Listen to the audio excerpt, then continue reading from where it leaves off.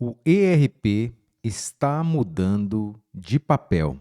O ERP tradicional, que foi concebido ali como sinônimo de controle, eficiência e integração, não basta ser apenas isso. Ele precisa impactar agora o resultado das empresas, precisa impactar a margem operacional, ou seja, o EBITDA.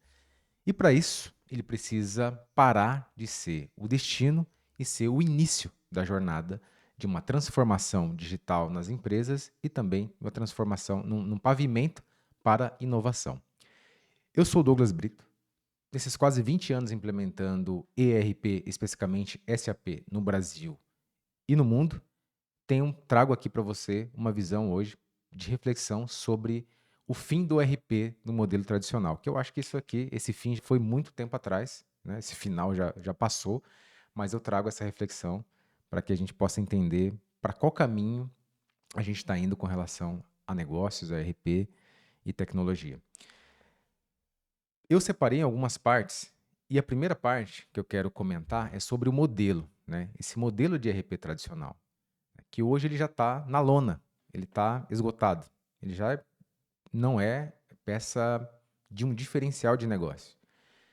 E vamos resgatar aí qual foi a concepção, como que ele foi criado, né, na época que ele foi criado. Então ali, nos anos 70 até 80, que foi essa concepção, essa criação, mais especificamente a criação da SAP e todos os outros sistemas ERP que vieram depois do SAP, eles foram concebidos num modelo onde os processos eram simples, né? E com o passar, ao longo dos anos, esses processos se tornaram complexos por demandas regulatórias, por necessidade de adaptação com relação ao modelo comercial, né, concorrentes e tudo mais, a normas regulatórias. Então, o que era simples e linear, né, e como que eu posso dizer esse linear? As mudanças eram mais controladas, né? Então, esse RP tradicional ele atendeu bem essa época. Ele teve o grande auge ali nos anos 90 e ele atendeu ali essa fase, né? E realmente era uma peça, e é, né? Até hoje, uma peça fundamental nas empresas. Mas eu trago aqui alguns pontos de virada, né? O jogo mudou a partir de alguns momentos ali, principalmente mudança de tecnologia e também mudança de relação comercial, né, nova economia e tudo mais. E um dos principais é Big Data. Então, assim, os dados, né, cresceram demais e o RP tradicional não conseguia te trazer informações e insights de forma analíticas, né? Ele era muito bom, transacional e operacionalmente falando, mas quando a gente pensava de uma forma analítica, ele não era algo ali de um diferencial dentro do core do RP. Era necessário você colocar outra ferramenta e tudo mais.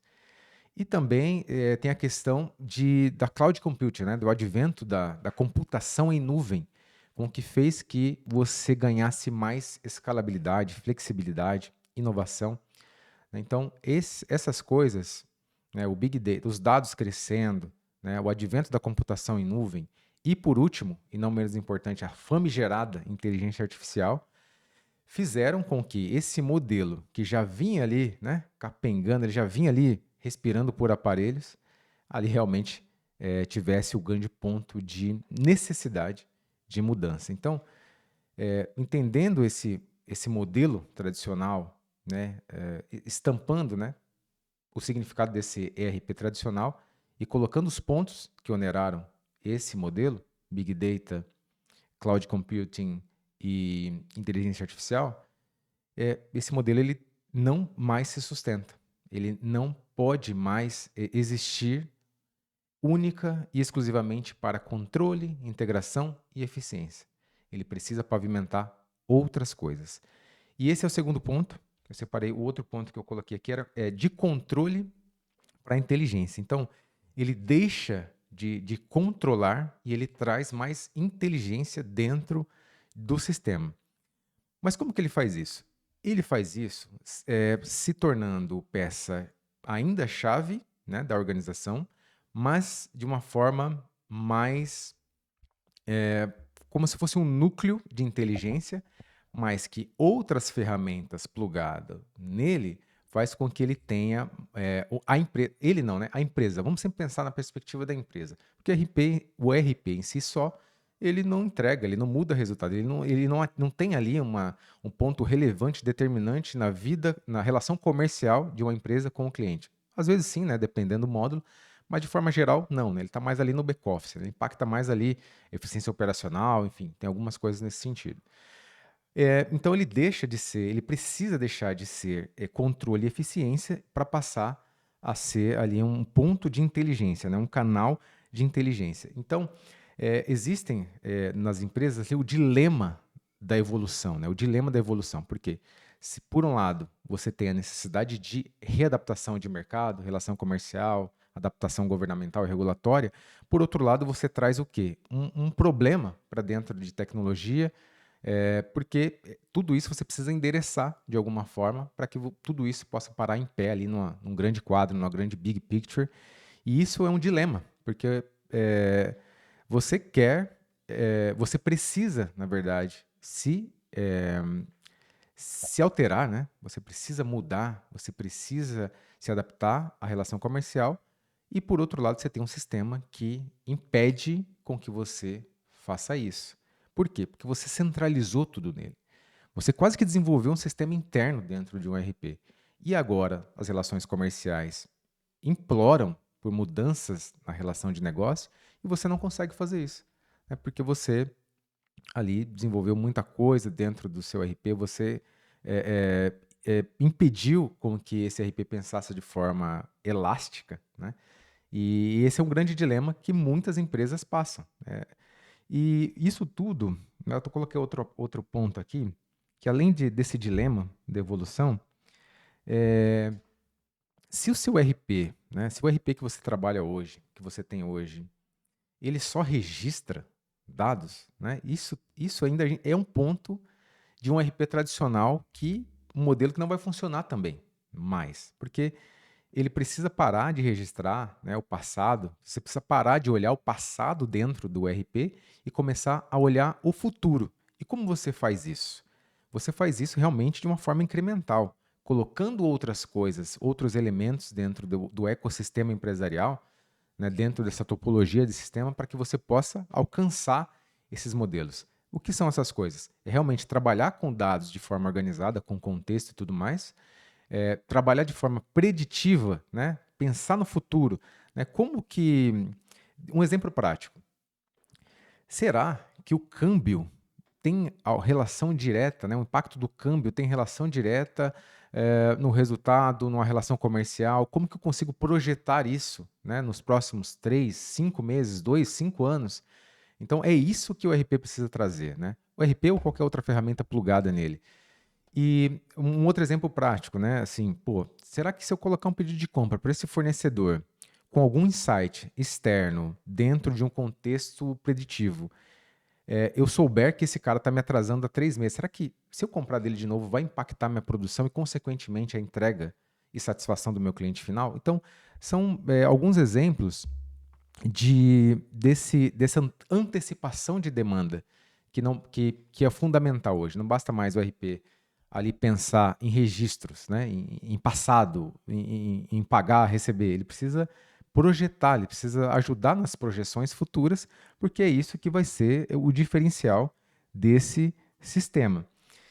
E falando desse sistema, o outro ponto que eu coloquei aqui é exatamente esse, né, ele deixar, né, de ser sistema e se tornar um ecossistema. A gente vê isso muito no SAP, né? A gente vê essa questão da evolução do SAP ECC para o S/4HANA. A gente vê isso também no Oracle, né? Você tem ali ferramentas de evolução, né, de Fusion para o Oracle Cloud. E se dentro do ecossistema SAP ainda você vê ali as camadas de inovação na borda, dentro do BTP. O Oracle também tem algo parecido, eu não lembro o nome, mas tem algo parecido. Então, assim, você vê essa movimentação, essa evolução de ERP, de um sistema para um ecossistema. E isso é a parte mais legal da coisa, que você começa a ter uma democracia, você começa a ter uma coisa mais democrática ali. Então, antes você olhava uma solução e você obrigatoriamente pensava dentro do ERP. E agora você tem a capacidade e a possibilidade de pensar fora do ERP. Isso impacta em quê? Em você gastar menos com upgrade de versão, impacta em você não construir de novo aquele sistema monolítico, né, e preso, inflexível. Você começa a usar o poder ali de cloud computing, né, e evoluir em outros serviços. Você democratiza também outros profissionais, né, você começa a trazer 100 profissionais para dentro do seu pool ali de atuação, sem estar em linguagens proprietárias, que é o caso do SAP ou ABAP. Você consegue colocar outras coisas. Essa plataforma, eu acho, esse é um termo, né, que está bem batido já, não é coisa nova, né, que é o ERP composto, né, o Composable ERP, que é você ter o núcleo ali do seu sistema imaculado, eu adoro essa palavra, e poder inovar ali nas bordas. Então, você tem um núcleo que vai fazer o que tem que fazer, vai pagar, vai receber, vai comprar, vai vender. Só que se você tiver alguma nuance, né, de alteração ali, de um modelo que não se adapta, ali você tem a capacidade, a possibilidade de inovar ali na borda, e isso é muito legal. Ou, não necessariamente você inovar, desenvolver, você comprar uma solução pronta e plugar, né? Então, a maravilha da coisa é você ali gerar solução de negócio, né? Não necessariamente dentro de um ecossistema particular, mas você conseguir fazer com que a solução para de pé de uma forma elegante, né? E que o cliente pague menos e que a eficiência seja ali no 80-20, ok, e deixar de ser apaixonado, né, por soluções e com vieses e tudo mais. Então, esse é um dos problemas. Aliás, um ponto que assim, foge do especialista, né? Aquela coisa, o especialista ele tem sempre um viés do que não dá para fazer.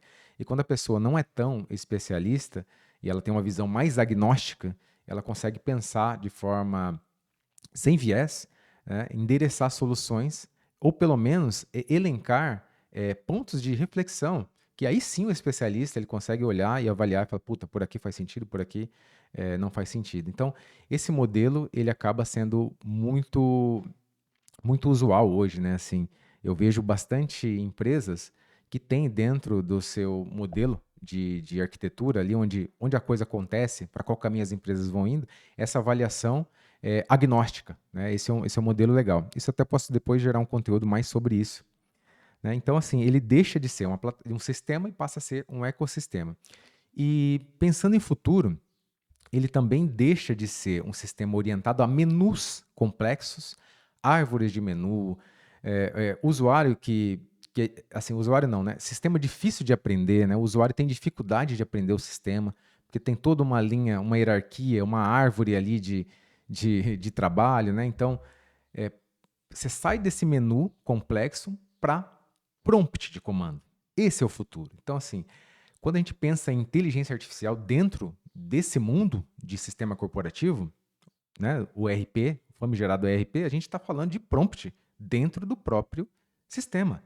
Então, assim, ao invés de você acessar menus, você vai pedir de uma forma com linguagem natural aquela informação. E você vai, às vezes, até pedir não só a informação, você vai enviar comandos para que essa inteligência artificial haja como um agente e, de fato, faça algum processo, né, algum processo repetitivo e tudo mais.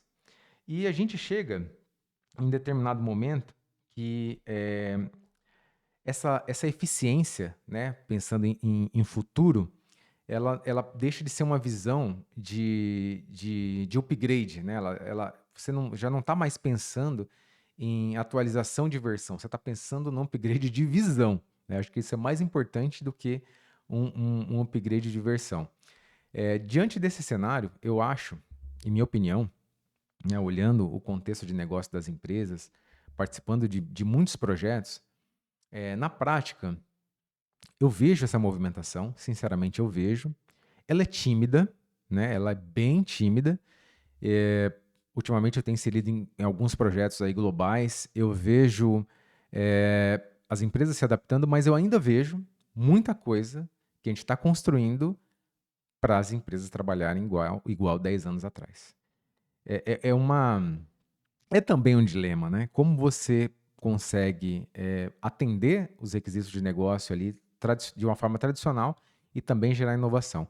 O que eu vejo no mercado atual é essa dificuldade do executivo de TI ou do executivo, o CFO, né, os C-levels ali, essa dificuldade de poder atender de forma ali arroz com feijão, mas também gerar um pouquinho de inovação, né? Eu tenho trabalhado em algumas soluções onde você realmente quer propor alguma coisa ali de um cenário mais inovador, mas quando vai na ponta do lápis ali, ainda a empresa ainda tem um certo receio. Por quê? Porque ainda é embrionário. Mesmo que isso, né, para a gente, na vida pessoal, né, usar o chat GPT, usar aplicativos, né, a questão da nuvem, na nossa vida pessoal isso já é uma realidade, mas nas empresas ainda, as empresas ainda esperam, né, elas olham do lado, vê o que está acontecendo, né, ninguém quer ser balão de teste.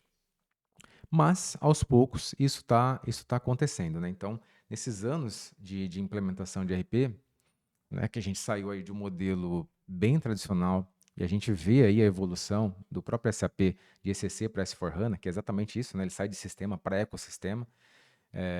Você vê esse dilema, né? Como que eu atendo, né, o básico bem feito e, ao mesmo tempo, gero inovação.